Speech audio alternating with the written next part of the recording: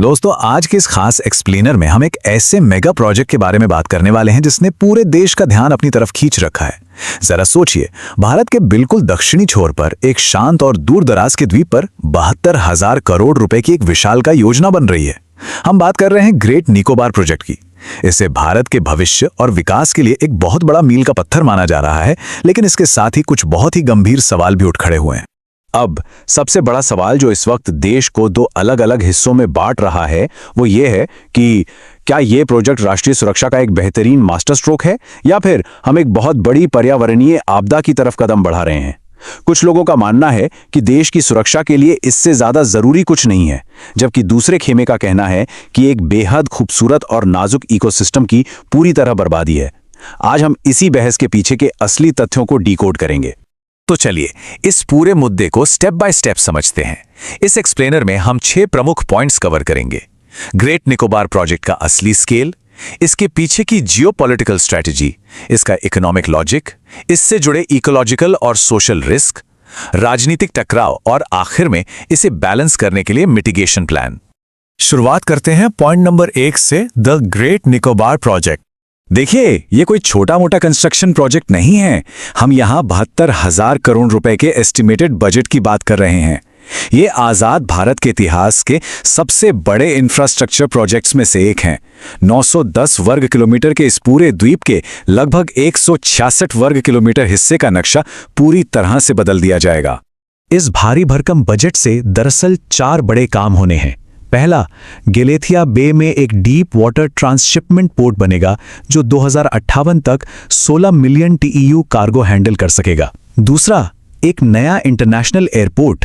तीसरा, ऊर्जा के लिए 450 मेगावाट का गैस और सोलर पावर प्लांट। और चौथा, 2 नई तटीय टाउनशिप्स, मतलब एक ऐसा आइलैंड जो अभी बिल्कुल वीरान सा है, 2050 तक लाखों लोगों की आबादी को होस्ट करने लगेगा।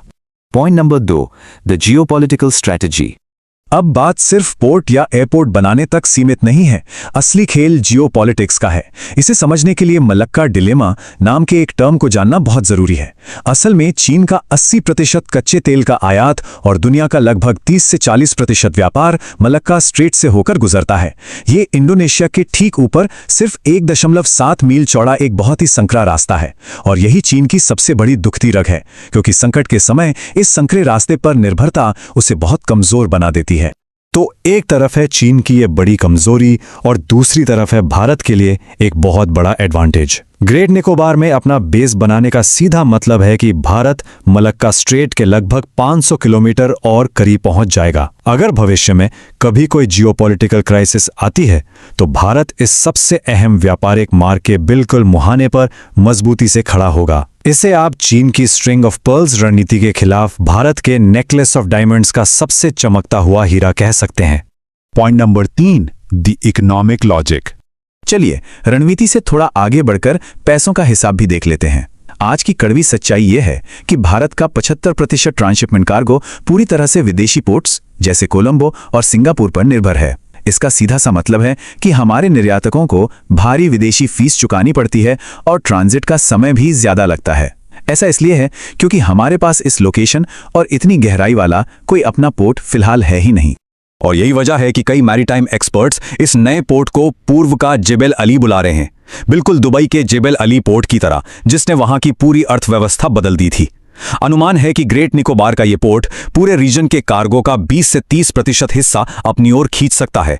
इससे न सिर्फ विदेशी बंदरगाहों पर हमारी निर्भरता कम होगी, बल्कि 240 तक सालाना 30,000 करोड़ रुपए का भारी भरकम रेवेन्यू भी जनरेट हो सकता है। पॉइंट नंबर 4, इकोलॉजिकल और सोशल रिस्क। लेकिन हर बड़े विकास की एक बहुत भारी कीमत चुकानी पड़ती है। जब हम इस प्रोजेक्ट का दूसरा पहलू देखते हैं तो सच्चाई काफी डराने वाली है। करीब 8.5 लाख से भी ज्यादा पेड़ काटे जाएंगे। जी हां, 8.5 लाख। ये सिर्फ कुछ लकड़ियों का नुकसान नहीं है, बल्कि ये एक बेहद प्राचीन और नाजुक एवरग्रीन जंगल की तबाही है। इतने विशाल पैमाने पर जब जंगल कटेंगे तो वहां की जलवायु और मिट्टी पर इसका सीधा और भयंकर असर पड़ेगा। और बात सिर्फ पेड़ों पर आकर नहीं रुकती। ये जगह विशाल लेदरबैक समुद्री कछुओं का प्राकृतिक घर है। यहाँ खारे पानी के मगरमच्छ और खास तरह के निकोबारी मकाक बंदर पाए जाते हैं।